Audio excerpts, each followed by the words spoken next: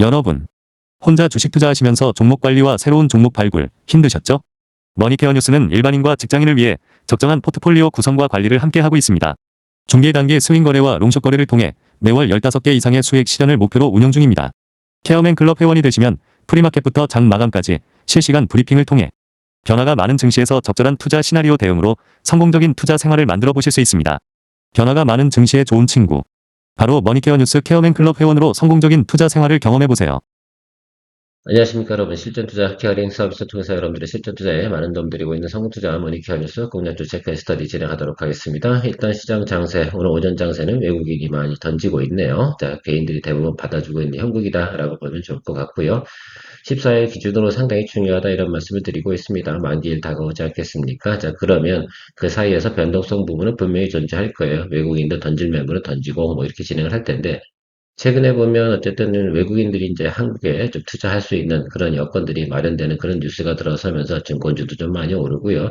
그다음에 우리가 코스피에서 대형주들이 좀 관심을 받고 있는 그런 형국이다라고 볼 수가 있겠습니다. 당연히 뭐 수급적인 차원, 그러니까 시장에 돈이 신규로 더 들어온다라는 것들은 그만큼 긍정적인 시그널이면 틀림이 없습니다. 자, 그런데 그것들 때문에 사실 급등도 하고 지금은 뭐 급락도 하고 뭐 이런 현상들이 나타나는 것들이고, 코스닥 같은 경우는 이런 뉴스에 별로 반응을 하지 못하는 그런 형국이지 않겠습니까? 국민성장펀드 진행되는 건 23일부터 아마 진행되는 것으로 알고 있습니다. 자, 그러면 코스닥 같은 경우는 한 5월 23일 그 이후부터 조금 시장에서 반응이 들어올 가능성이 좀 있다라는 것들 생각해 보면서 접근해 보는 것이 좋겠어요. 그러니까 다음 주까지는 대부분 코스피 시장에서 놀 것이다. 그러니까 코스닥은 지금 빌빌하는 그런 시점이에요. 그래서 코스닥 종목들 특히 이제 그런 쪽에 우리가 많이 이제 포지션된 거지, 바이오 아니겠습니까? 그다음에 2차 전지 조금 있을 거고, 그다음에 로봇 관련된 종목들이 좀 있을 겁니다. 이것들은 5월 말쯤에 돼서야 움직일 테니까 지금 뭐 이거 왜 안 올라 이렇게 신경 쓸 만한 이유는 아니다라고 좀 생각을 해볼 수가 있겠어요. 지금은 코스피 대형주, 그다음에 반도체 관련된 부분들, 이런 부분들이 관심을 많이 받고 있는 그런 시즌이다라고 생각을 해주시고요.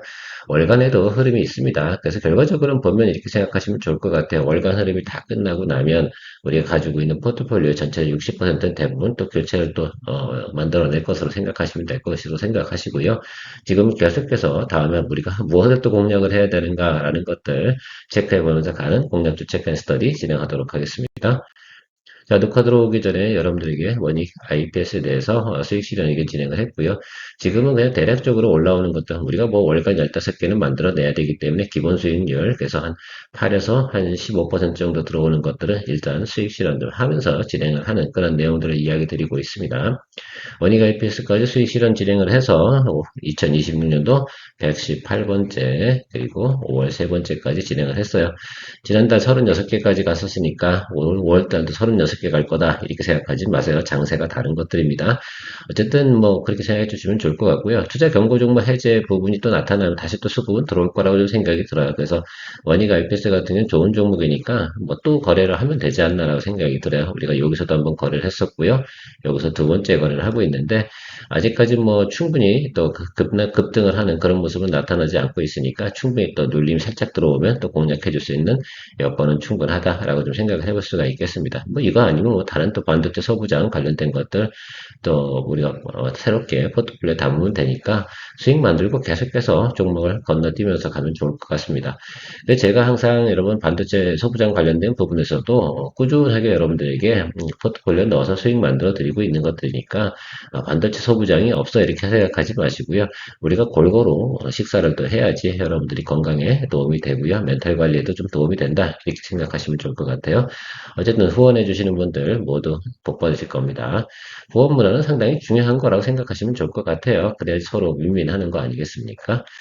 자, 그래서 저도 에너지도 나고요. 자, 현대오토에버 한번 체크해 보도록 하겠습니다. 현대오토에버는 뭐 당연히 현대차 관련 부분에서 로봇의 주행이라든지 자율주행 관련된 부분에서 당연히 관심을 다 받을 수밖에 없는 거죠. 운영 체계라든지 이런 것도 다 시스템으로 만들어내야 되지 않겠습니까? 그런 것들도 생각해 보시면 좋은 거라고 생각하시면 좋을 것 같아요.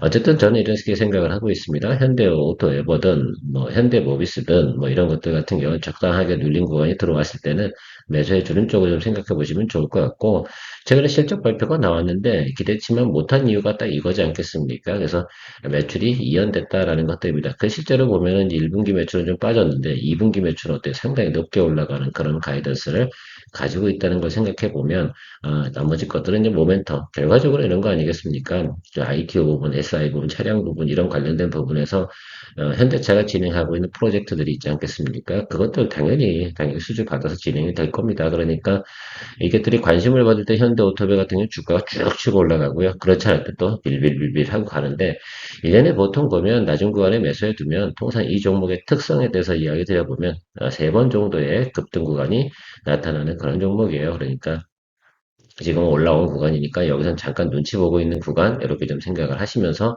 바라보시면 좋겠다라고 생각을 해요.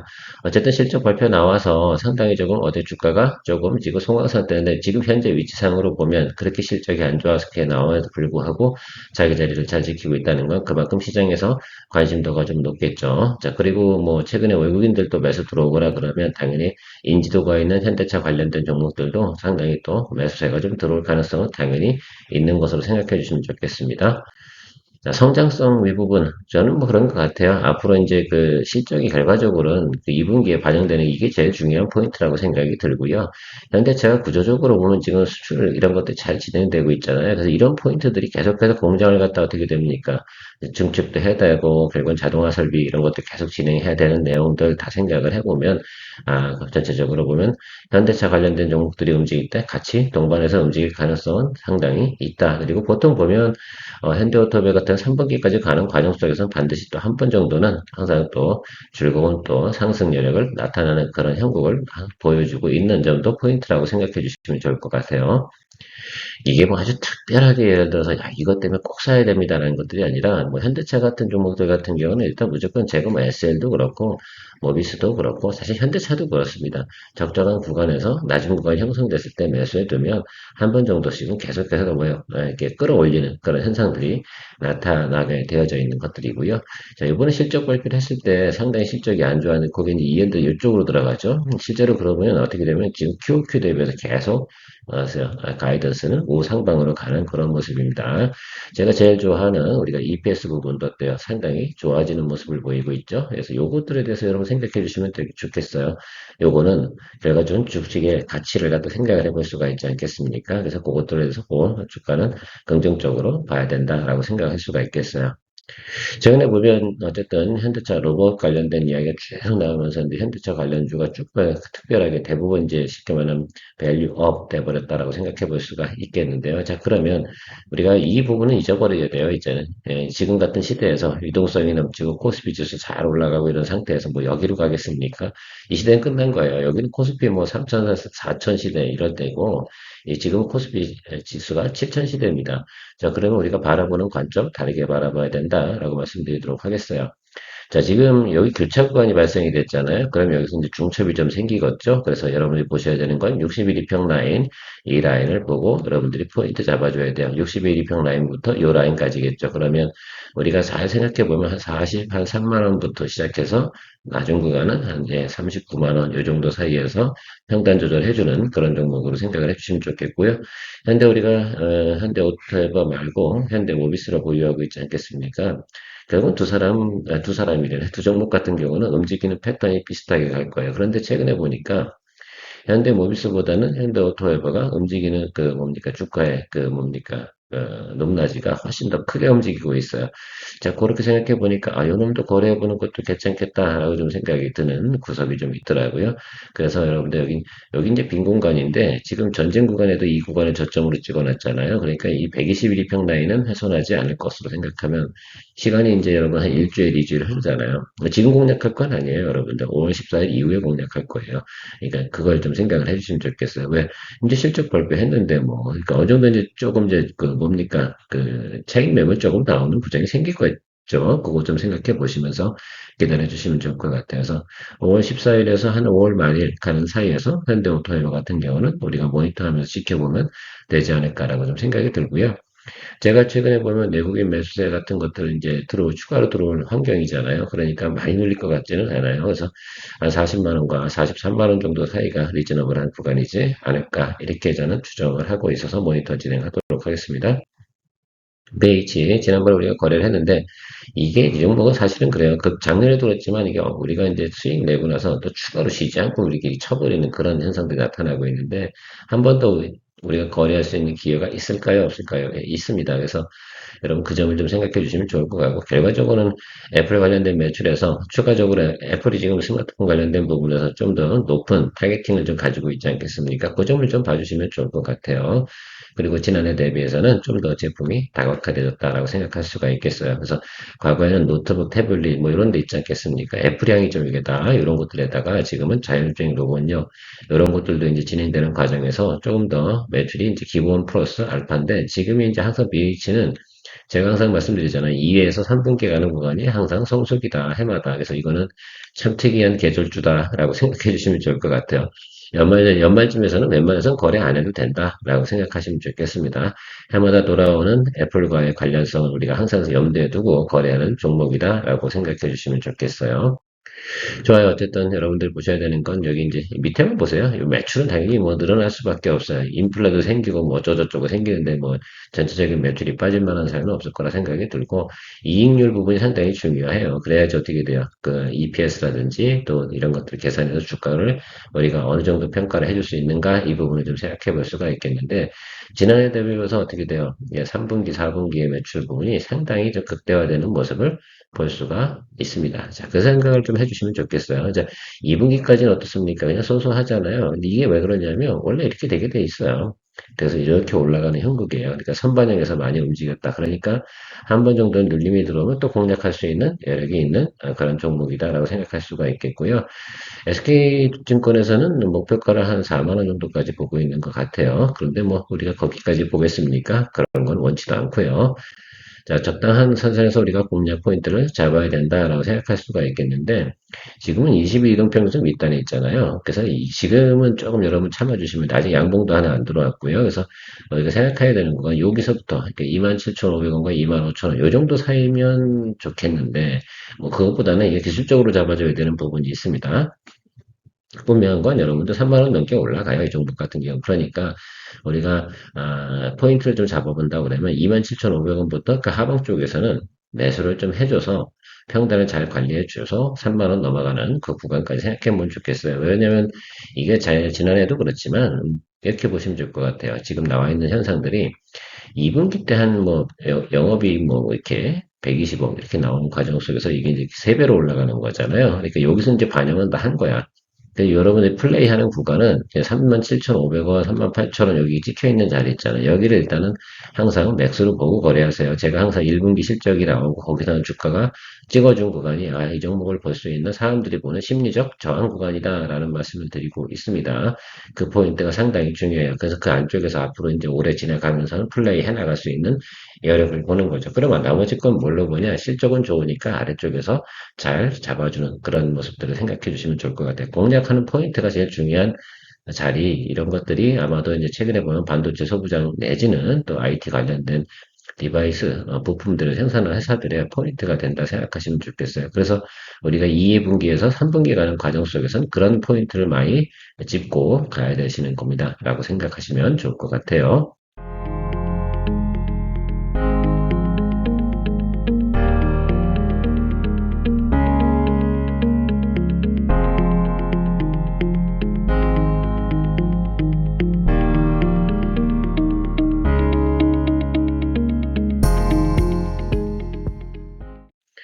자, HVM 체크해 보도록 하겠습니다. 뭐 스페이스 X 관련된 부분에서 당연히 공급망에 포함되어 있는 회사 이렇게 생각하시면 좋겠죠. 네, 여러 가지 이벤트가 있었는데 우주항공 분야는 계속해서 지금 성장하고 있는 산업은 분명히 맞습니까? 예, 그죠. 지금 뭐 인공위성 쏘랴, 뭐 달나라 간다 하랴, 뭐 난리도 아니지 않겠습니까? 특히 이제 스페이스X 같은 경우는 미국의 정부로부터 수주를 받아 진행하는 내용들도 상당히 많이 있어요. 자, 그런데 이 우주항공 분야는 중국하고 경쟁하는 부분이 상당히 크다라는 것들이 있겠습니다. 그런 기본적인 전체적인 글로벌 환경을 깔고 있는 과정 속에서 우리가 봐야 되는 것들은 동사가 계속해서 증설을 진행을 하고 있다라는 소식이 있습니다. 증설을 왜 할까라고 생각해보면 그만큼 오더가 많이 들어온다라는 것들로 생각해 주시면 좋지 않을까라고 생각이 들고 있습니다. 사실 뭐 이런 거잖아요. 연간 이런 거잖아요. 1000대 이상 발사체 뭐 이렇게 양산하는 그런 뉴스들이 있지 않겠습니까? 이게 좀 달라진 모습이다라고 좀 생각하시면 좋겠어요. 거기에 들어가는 부품들이라든지 이런 것들은 계속해서 어떻게 돼야 필요하지 않겠어요? 보통 보면 이제 우주 발사체 날리고 나면 일회성으로 사용하는 것들이 훨씬 많잖아요. 그 점을 좀 생각해 보시면 좋겠어요. 그리고 점차적으로 보면 이 발사체도 어떻게 돼요? 사이즈가 좀 더 비거하게 되진다라고 생각하시면 좋을 것 같습니다. 체크해 주시면 좋을 것 같고요. 그래요. 어쨌든 뭐 그런 내용이고, 이제 데이터를 한번 볼게요. FN 가이드 참조입니다. 예, 제가 여기다가 FN 가이드 참조라고 써드려야 되는데, 구두로 다 대신하도록 하겠습니다. 자, 그런데 이게 지금 여기 보면 지난해 대비하고 올해 가이던스의 뭐 모습은 어떻습니까? 차이가 크죠, 여러분? 특히 이제 이 EPS 부분도 안정적으로 나오기 시작을 해요. 자, 이런 기본적인 베이스를 가지고 있어요. 그러니까 우리가 HVM 같은 경우는 계속 어떻게 돼요? 기본 이렇게 우리가 트레이딩 포인트를 여러 번 잡아서 가는 것들도 여러분 충분히 생각해 주셔야 돼요. 일단은 우리가 스페이스에서 상장까지는 충분히 모멘텀 가지고 플레이 가능하다라고 생각할 수 있으니까 그 전까지는 가고요.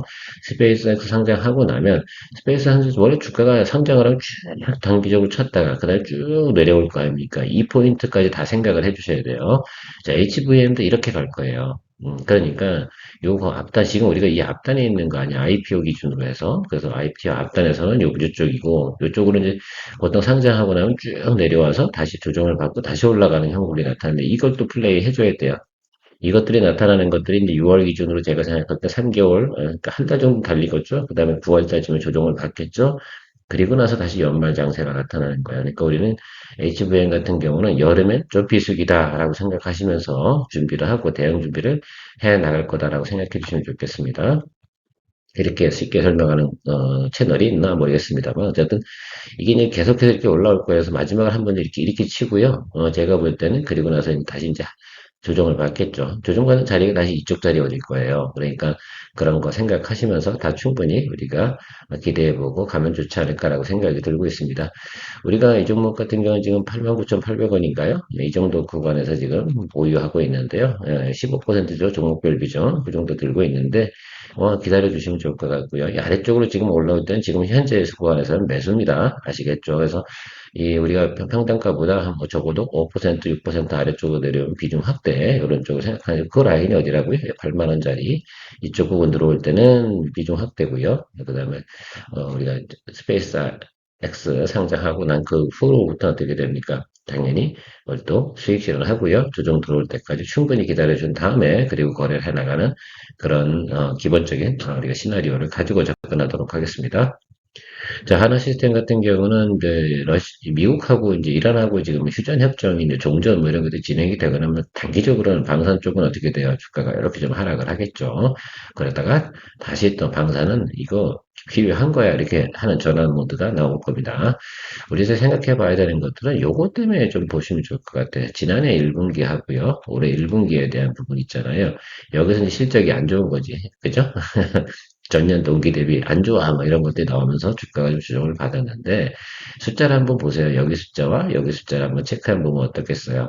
이건 좀 봐주셔야 되는 것 같아요. 아무리 그 페리조선소 관련 적자 부분이 있다고 하더라도 그 후에 나타나는 것들 예상치 가이던스 있잖아요.